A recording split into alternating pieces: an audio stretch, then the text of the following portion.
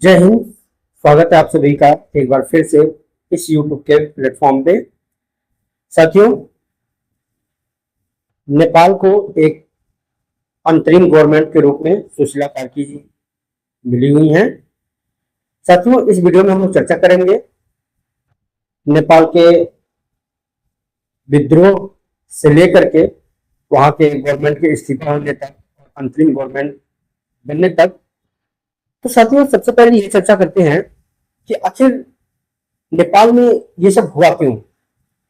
जो पिछले 2 दिन 3 दिनों से आप लोगों ने देखा कि वहां की जो जेनजी छात्र थे, उन्होंने प्रदर्शन किया।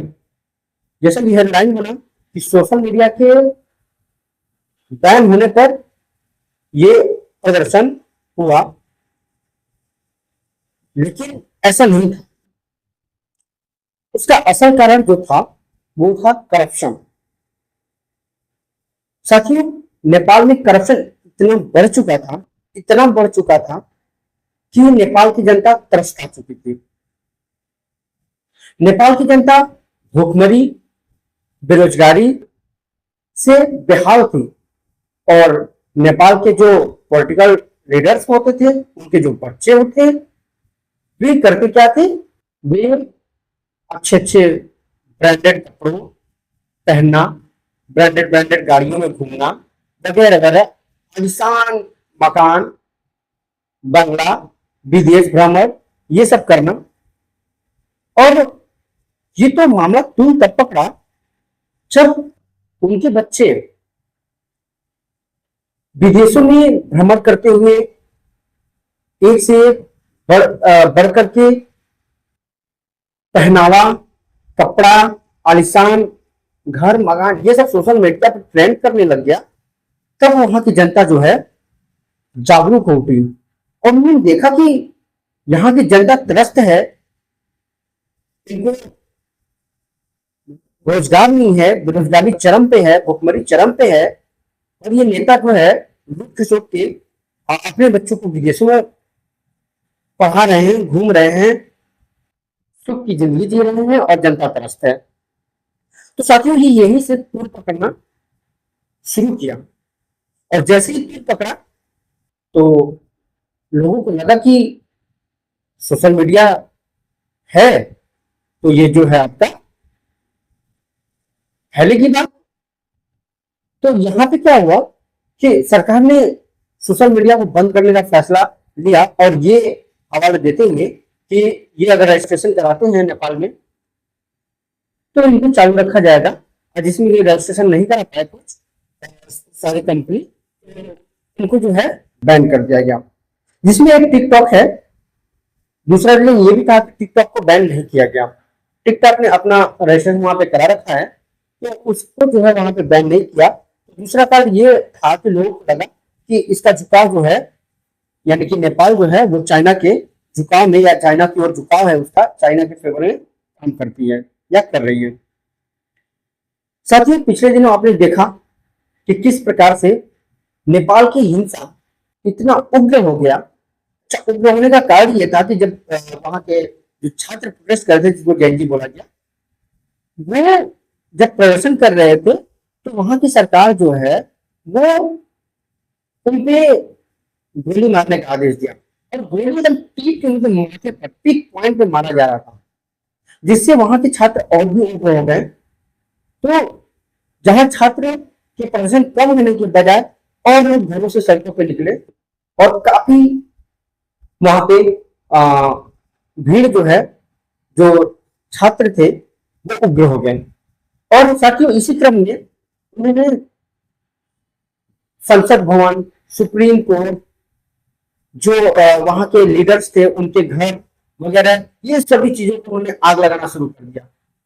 बोले ये सब जनता के पैसे से ही बना है, इसको रहने नहीं देंगे। उनके घरों को जला दिया गया, कई नेताओं को दौड़ा गया, पीटा गया, कई को तो पद छोड़ के भागना पड़ा। केपी शर्मा ओली इस्तीफा दिए, जो कि वहां के प्राइम मिनिस्टर थे, और उन्होंने भागा। जो विपक्ष में थे उनके ऊपर भी पिटाई हुई, छात्रों ने उनको भी पीटा। और इसके बाद संसद भवन में उन्होंने आग लगा दिया, सुप्रीम कोर्ट में आग लगा दिया। हालांकि ये नहीं होना चाहिए था कि सुप्रीम कोर्ट या संसद भवन में आग लगाया जाए, क्योंकि ये सब चीजें जनता के पैसे से ही बनी है और दोबारा फिर जब बनेगा तो जनता का ही पैसा रहेगा उसमें। तो ये सब चीजें थोड़ा सा यहाँ नहीं होना चाहिए था। लेकिन इतना जनता बेकाबू हो गई थी, इतना जनता भूखमरी, इतना जनता त्रस्त हो गई थी, परेशान हो गई थी कि वहां के छात्र जो है इतना बेरोजगार हो गए थे कि उन सभी लोगों को ये सब चीजें का आभास ही नहीं रहा। साथियों, अभी जो है ये देखा जा रहा है कि जो सोशल मीडिया है वो सोशल मीडिया कहाँ, अमेरिका का है या अन्य देशों का। साथियों, सोशल मीडिया एक ऐसा आज के समय में कह सकते हैं कि बिना माचिस का चिंगारी निकालने वाला मैटर बन चुका है कि